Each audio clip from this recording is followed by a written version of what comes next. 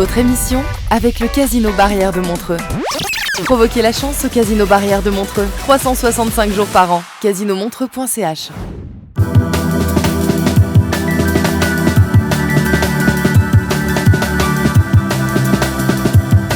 Aime le média, l'instant politique. Le 9 juin, les Suisses voteront sur plusieurs initiatives majeures, parmi elles le plafonnement des primes d'assurance maladie, une réforme énergétique ambitieuse et une initiative sur la vaccination. Les votations du 9 juin sont donc cruciales, touchant les domaines essentiels tels que la santé publique, l'énergie et les droits individuels. Les décisions prises auront des implications significatives pour l'avenir de notre pays. C'est les raisons pour lesquelles, durant ces 2 semaines, nous avons reçu, les lundis, mercredis et vendredis, plusieurs représentants des différents partis qui vous invitent à aller voter ce week-end. Et ce matin, j'ai le plaisir d'accueillir Florence Bertschart-Narbel, députée au Grand Conseil et présidente du PLR Vaud. Bonjour. Bonjour. Comment allez-vous ? Ça va bien ce matin. Merci d'être là ce matin. On est à, on peut dire, quelques heures finalement de la votation du 9 juin, de ce dimanche. On rappelle qu'il faut aller voter. Dans quel état d'esprit on est, Florence On est toujours content d'arriver au bout des votations et des campagnes. Je pense. Maintenant, c'est vrai que c'est une campagne qui était un peu plus apaisée que celle sur la 13e rente. J'ai trouvé que celle sur la 13e rente était particulièrement violente. Par exemple, nos jeunes PLR, je salue l'ancienne présidente Pauline Blanc, a été fortement attaquée, insultée, alors que là, c'est une campagne beaucoup plus apaisée, ce qui est, il me semble, la clé de la démocratie, c'est de pouvoir se parler de manière apaisée. Je suis bien d'accord avec vous. Apaisé, cela dit, quand même, les enjeux sont importants. Les enjeux sont importants. Ça va être, les résultats vont être intéressants à voir. Et c'est vrai que c'est des enjeux qui sont importants pour les Suisses. Il y a la question des coûts de la santé dont on va discuter. Et puis aussi la question de l'énergie qui est extrêmement importante pour qu'on puisse s'approvisionner de manière locale. Absolument. Là, les sondages ont l'air de vous donner raison sur la quasi-totalité de ces 4 objets. On attend les résultats de dimanche. On attend toujours les résultats. Ces sondages sont toujours... et puis là, c'est assez serré quand même, surtout sur l'initiative sur les 10%. Donc, on attend quand même avec impatience les sondages, avec effectivement un risque de Rüsti-Graben, un risque mais qui parfois nous sauve quand même, en tout cas du point de vue de la droite sur ces questions-là. Donc voilà, on verra dimanche. On verra dimanche, comme vous le dites, effectivement. Et n'oubliez pas d'aller voter, ça c'est hyper important. On commence par le premier objet, si vous êtes d'accord avec l'initiative d'allègement des primes. Avant d'aller plus loin, si Pierre-Yves Maillard, que nous avons reçu sur le plateau, était sur le plateau là ce matin, qu'est-ce que vous lui diriez ? Je lui dirais à M. Maillard, il faut d'abord regarder dans notre canton les coûts de la santé. Quand on regarde dans notre canton, on voit que les primes, là, c'est mon expérience à FRC qui fait que je fais des petits comparatifs de prix. Et on voit que dans le canton de Vaud, nos primes sont beaucoup plus chères. Et les primes sont quand même liées au coût de la santé. Donc, qu'est-ce que vous avez fait dans le canton de Vaud pour faire baisser ces coûts de la santé ?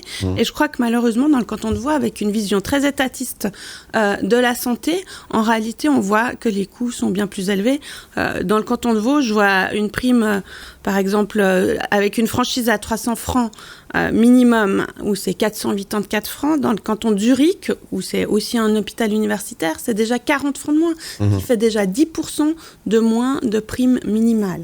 Donc, il y a quand même quelque chose à faire sur les coûts, et je pense que dans le canton de Vaud, on a un peu laissé aller très très loin sur la question des coûts de la santé. Ouais, c'est vrai qu'il y a un vrai souci à ce niveau-là, et puis comme vous l'avez dit, il y aura certainement une scission nouveau entre la Suisse alémanique et la Suisse romande. On est chaque fois à côté, c'est dingue. Oui, mais c'est vrai que quand on voit les primes, j'ai fait le comparatif, j'ai pris ma prime, que j'ai un modèle médecin de famille, j'ai regardé dans plusieurs cantons ce que je payerais.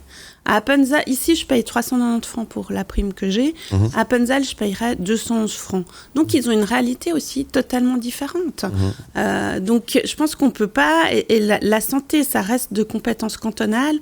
Et ça risque d'être un des éléments qui va faire basculer vers le camp du non. C'est qu'il y a certains cantons où ils n'ont pas l'impression d'avoir un problème de prime d'assurance maladie. J'ai reçu avant-hier Jean-Valentin de Saussure qui a une petite question pour vous aussi. On l'écoute. Ce que je lui demanderais, c'est qu'est-ce qu'elle propose concrètement, je pense, pour répondre à cette augmentation massive des primes chaque année. Voilà, après juste la question, que répondez-vous à Monsieur de Saussure? Eh bien, je pense qu'on doit d'abord travailler ensemble, les acteurs publics, les acteurs privés de la santé. Je pense qu'il y a certains cantons et les cantons romans sont beaucoup moins prêts à le faire. On voit que les coûts de la santé sont plus hauts dans les cantons romans que dans les cantons suisses allemands, où il n'y a pas toute cette tension entre le secteur privé et le secteur public qu'on accuse. On accuse beaucoup le secteur privé de faire renchérir, mais visiblement, les coûts sont moins élevés dans les cantons suisses allemands. Donc la réponse, à mon avis, est pas satisfaisante. Je pense qu'on doit aussi réfléchir à la planification hospitalière. On sait que en Suisse, on a un peu trop d'hôpitaux.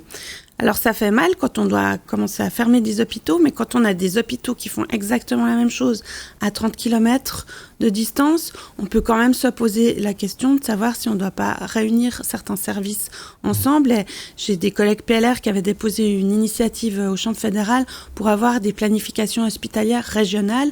Et moi, ça me semble être quelque chose d'évident à mettre en place. Et puis moi, il y a un dossier sur lequel je me bats pas mal au niveau aussi du Grand Conseil, c'est le dossier électronique du patient.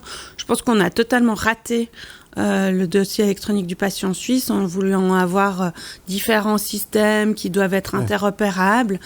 Il y a des pays où ça marche et je comprends pas qu'on prenne pas des modèles qui existent déjà dans certains pays, qui sont sûrs du point de vue des données. J'étais en Estonie, tout est numérisé. Vous allez chez le médecin, l'ordonnance, vous la retrouvez chez le pharmacien, vous la retrouvez partout où vous allez. Vous savez si les médicaments sont pris. C'est un système interactif alors que le système qui a été choisi en Suisse, il est dit que c'est un cimetière à PDF et je pense qu'il n'est pas du tout à l'heure d'aujourd'hui agile et innovatif. Et je pense que là, on a complètement raté ce dossier électronique. Là, il y a du boulot, effectivement, il y a des choses à revoir.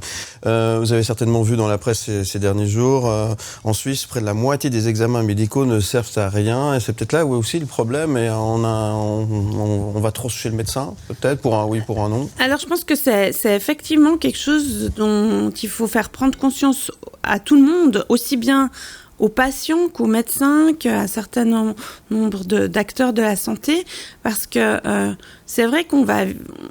Et les patients sont de plus en plus informés aussi par Internet, ils ont envie... En fait, ils ne se contentent pas souvent, et ça, pour avoir discuté avec certains médecins, souvent le patient, il veut avoir un examen, et si le médecin lui dit « Non, mais je crois que vous n'avez rien besoin de faire », le patient insiste pour avoir un examen, pour se rassurer, ce que je peux comprendre, mais je pense que parfois, il faut être un peu raisonnable. Je me rappelle quand mes enfants étaient petits, le pédiatre m'avait dit « En tout cas, tant qu'ils n'ont pas, pendant 3 jours, des fortes fièvres, vous n'avez pas besoin de... » Si vous avez 3 jours des fortes fièvres, vous n'avez pas besoin de venir me voir tout de suite. Et je pense qu'on peut rassurer aussi les patients et éviter un certain nombre de consultations qui ne sont pas tout de suite utiles. Ouais. Il y a des choses à revoir en tous les cas à ce niveau-là. Ça nous amène au deuxième objet. Donc on le rappelle que vous proposez de voter non ce dimanche pour ce premier objet. Votez non. Votez non. Votez non également pour l'initiative au frein au cou. J'ai envie de dire, c'est presque intimement lié. Oui, c'est un peu paradoxal qu'on dise aussi non à cette initiative. Le problème de l'initiative du centre, c'est qu'elle induit un mécanisme. Elle induit un mécanisme qui fait que si les salaires augmentent d'une certaine manière et que les coûts de la santé augmentent d'une certaine manière, la Confédération sera obligée de prendre des mesures. Or, si on est obligé de prendre des mesures, de baisser les coûts de la santé de manière automatique, ça veut dire qu'on va devoir faire des coupes drastiques. Et là, on va se retrouver avec une médecine à 2 vitesses, avec des soins qui seront plus assurés pour certaines catégories. Et là, ça risque de poser un certain nombre de problèmes. Pour les 2 projets sur la santé, il y a des comptes projets indirects. Et le compte projet indirect me semble plus intéressant avec des monitorings sur 4 ans, des coûts de la santé qui permettent quand même de prendre des mesures, une commission fédérale consultative sur les coûts de la santé. Je pense que le compte projet est bien plus intéressant et qu'il faut se contenter de ça pour cette initiative-là. Donc non et non. Non et non. C'est tout.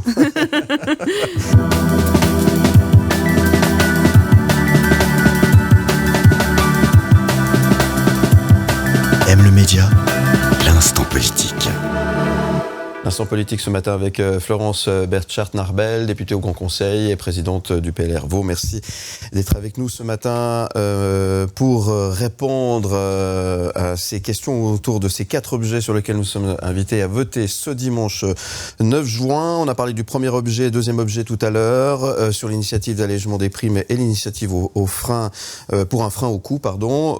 Vouliez juste revenir, avant de passer au troisième et quatrième objet, sur le financement, parce que ça c'est aussi évidemment plus qu'important.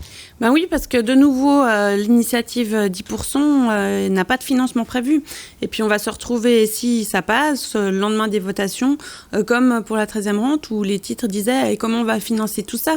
Et vraisemblablement, ça passera par une augmentation de la TVA. Ça veut dire que de nouveau, c'est le citoyen plein tarif, celui qui paye tout, qui paye son loyer à plein pot, qui paye ses impôts à plein pot, qui paye beaucoup de choses à plein pot, qui va subventionner celui qui est dans des fins de mois difficiles. Alors, on doit trouver des systèmes. Moi, je nie pas du tout qu'il y en a qui sont dans des grosses difficultés, mais je pense qu'il faut quand même faire attention à pas surcharger la barque de ceux qui payent beaucoup, parce qu'ils commencent aussi à en avoir ras-le-bol. Effectivement. Donc on rappelle que vous invitez la population à aller voter non pour ces 2 objets dont Exactement. on vient de parler. Le troisième objet, aussi en lien avec l'instant T, l'initiative populaire pour la liberté et l'intégrité physique, un sujet qui n'aurait pas lieu d'être aujourd'hui s'il n'y avait pas eu cette période Covid. Effectivement, ouais. Ça vient des milieux anti-vax quand même, cette initiative. Après, elle est rédigée en termes très larges. On met dans la Constitution quelque chose qui existe déjà, c'est-à-dire la protection à l'intégrité physique. C'est déjà dans la Constitution. Et il n'y a pas d'obligation vaccinale en Suisse, il faut le rappeler. Et d'ailleurs, la Suisse n'a pas des très bons taux de vaccination, par exemple pour des maladies infantiles comme la rougeole. Bien avant le Covid, j'avais déposé une interpellation au Grand Conseil sur les taux de vaccination de la rougeole, parce qu'on a des taux pas très bons et ça pose quand même des problèmes de santé publique. Puis ça revient, en plus, on en parle beaucoup en ce moment. Voilà, c'est vrai que la Suisse, ça laisse une certaine liberté dans la vaccination. Pendant le Covid, c'était une situation exceptionnelle. Et puis, on a laissé la population faire le choix. Ils avaient quelques restrictions, par exemple, d'aller au restaurant dans certains endroits, mais le choix était là. Et puis, cette initiative, elle risque de poser des problèmes dans d'autres domaines. C'est-à-dire on devrait avoir un consentement pour tout, et notamment, par exemple, dans le domaine policier, si on veut faire un test ADN ou une prise de sang après un soupçon d'alcoolémie au volant, on devra recueillir le consentement de la personne, ce qui est, je pense, difficile à avoir, et ça risque de poser aussi un certain nombre de problèmes dans ces domaines-là. Donc vraiment, je pense que c'est une initiative où il faut aussi voter non, parce qu'elle amène rien, au contraire, elle va compliquer la situation. Ouais, elle complique la chose, effectivement. Il n'y a que l'UDC qui invite la population à dire oui, c'est un peu étonnant ça, non ? Ils ont trouvé qu'on restreignait beaucoup les droits pendant le Covid, l'UDC, qu'on ne nous laissait pas assez de liberté. Moi, je rappelle qu'on est un des pays en Europe où on avait encore le plus de liberté. Donc, je crois que c'est faux de voir les choses comme ça. Je crois qu'on a pu encore garder... on était vraiment dans une situation exceptionnelle. Quelques années après, peut-être qu'on ferait autrement, mais on n'avait jamais vécu ça. Donc moi, sur le Covid, je pense qu'on a bien géré la situation. Et puis, on a surtout préservé le plus possible les personnes les plus vulnérables.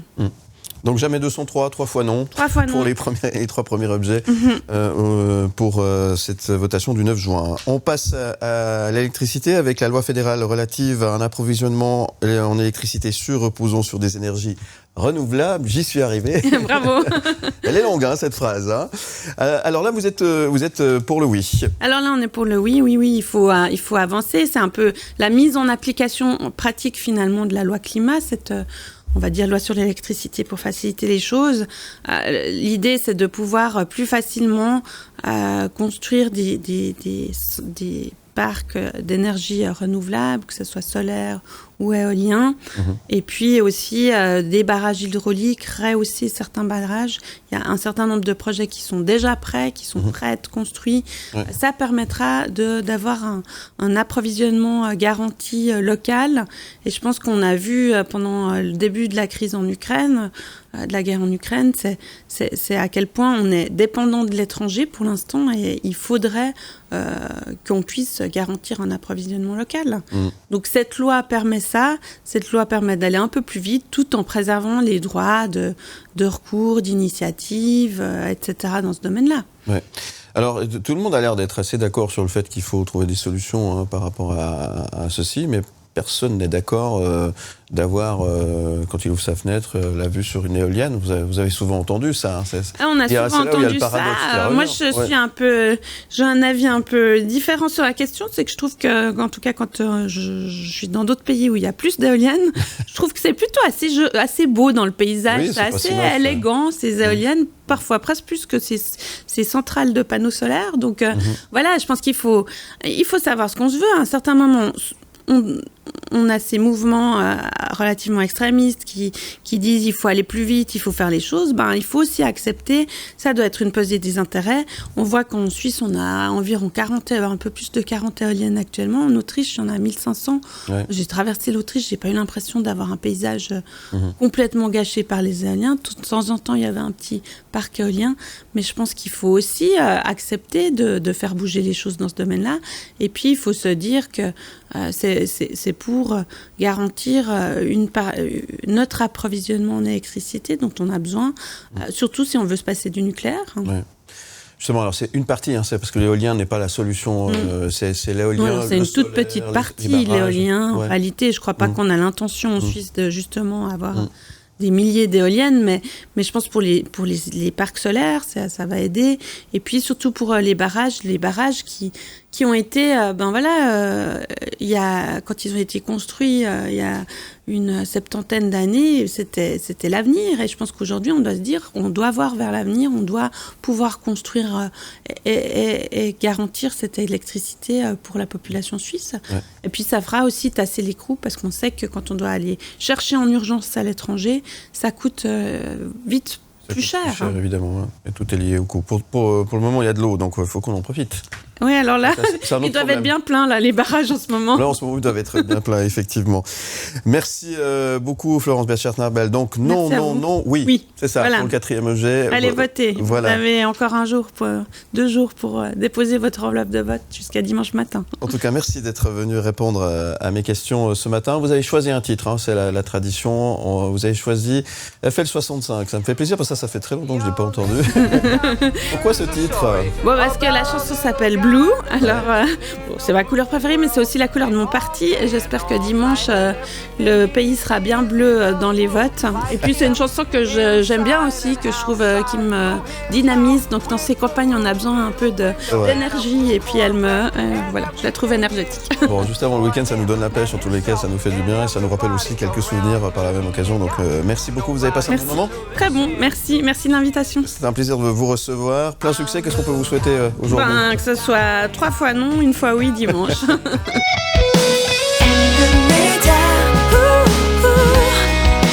And the